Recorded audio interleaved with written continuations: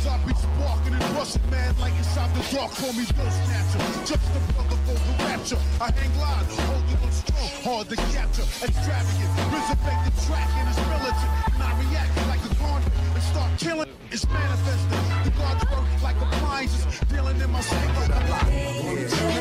Yo, what's going on, everybody? It's your boy Naruto Explain here, bringing you guys another discussion for Boruto Naruto Next Generations, the manga. In particular, we're going to be doing another follow-up to the events of Boruto Chapter 69, and today I want to discuss with you guys the possibility of Sarada stepping in during what a lot of fans are predicting to be a Boruto versus Kawaki rematch. Now, as we all know, currently in the manga, Boruto is rushing with Sasuke towards the battlefield after Ino alerted Sasuke to the fact that Code was now inside of the village. On the other side of Konoha, you have Kawaki, who has now just learned that Naruto's son Boruto is still alive, in possession of the karma, and he doesn't know that Momoshiki can't resurrect using Boruto's body anymore. This has led to quite a few people saying they think that there's going to be this imminent clash of Boruto versus Kawaki Part 2, and they think it's going to ensue in the next chapter, only this time there's going to be a bit of a misunderstanding, but most importantly, it's going to lead to people believing that this is what's going to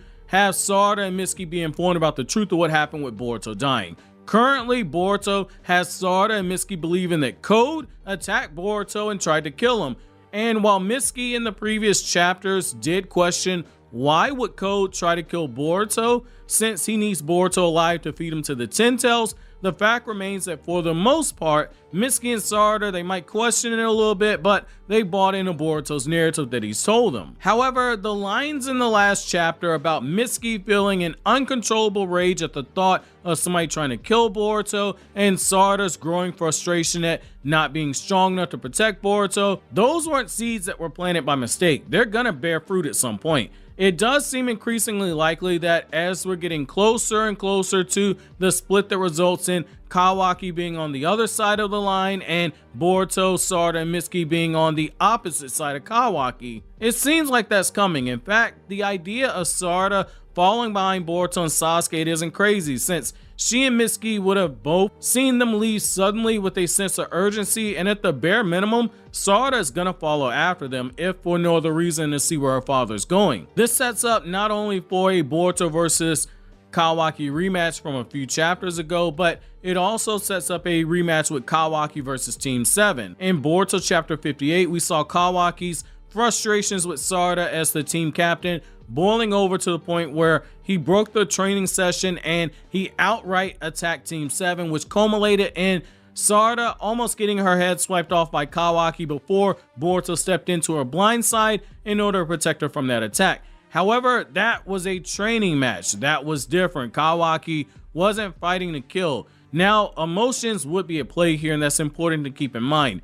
Is it really that crazy to say that upon learning that Momoshiki can still take over Boruto's body, that Kawaki won't view Boruto as a threat to Naruto that still needs to be eliminated? That death isn't the only way to free Boruto of this cursed fate that comes with being a vessel of an Otsutsuki, which, as a reminder, even though Momoshiki can't resurrect in Boruto's body, he's still technically a vessel for the Otsutsuki. That Boruto still having a remote possibility of losing control to Momoshiki is going to be too great of a risk to leave unattended. We've seen Kawaki's madness show itself in more than one way that's defied logic, much like a lot of things tend to do when it comes to affairs of the heart when it gets into play. Kawaki's already shown he isn't above doing things that he believes to be in the best interest for Naruto. However, where things get tricky is with Sarada and Sarada entering into a fight. How Sarada is written reacting to the truth about Boruto dying is going to be very key here, especially for character development. For Sarada, coming face to face with Kawaki so soon after their ill-fated sparring match that got out of hand,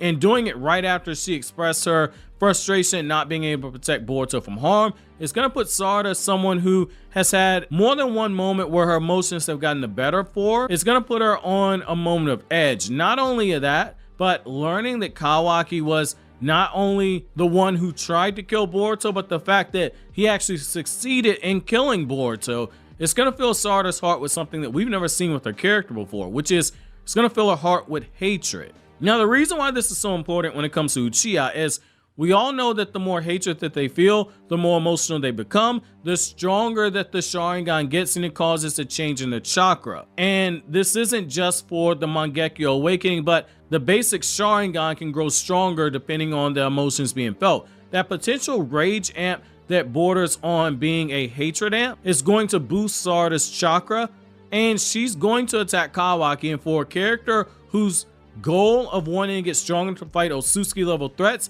it just went from random Otsutsuki who might appear in the future to it now being clearly defined.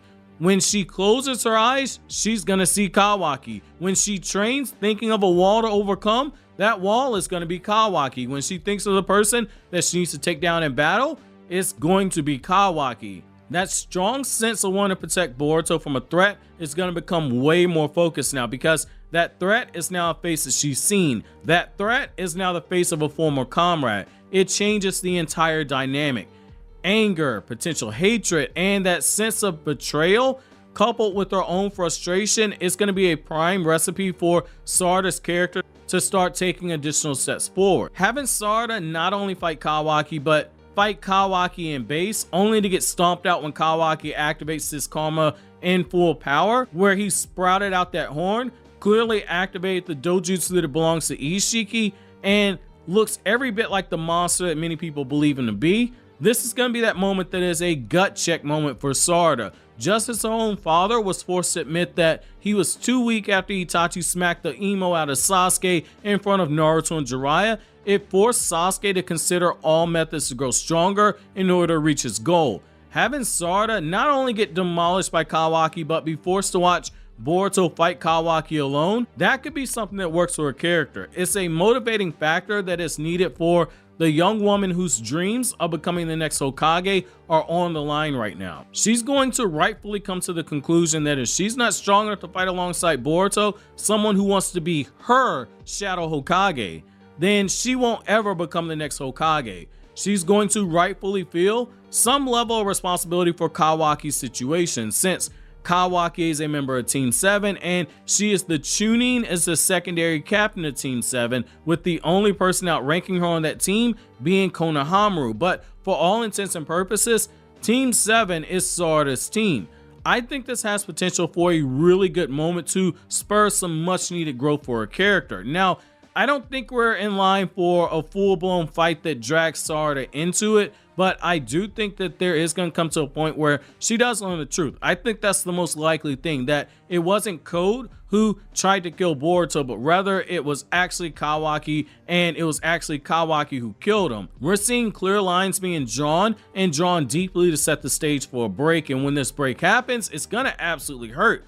I don't think we're going to be in like a One Piece or a Jujutsu Kaisen type of situation where we have multiple fights going on at the same time with multiple smaller narratives that end up being a part of an interconnected, bigger story for the main fight. While it would be an effective way to tell a story here, where you have Code and his battle, and then you got Boruto and Kawaki and Sarada with their battle, it's something that I personally don't see Ikimoto and Ikimoto's staff being able to pull off right now, but the seeds are definitely there should they choose to explore it. I just personally think that's a little too ambitious for what we've seen from Ikimoto so far.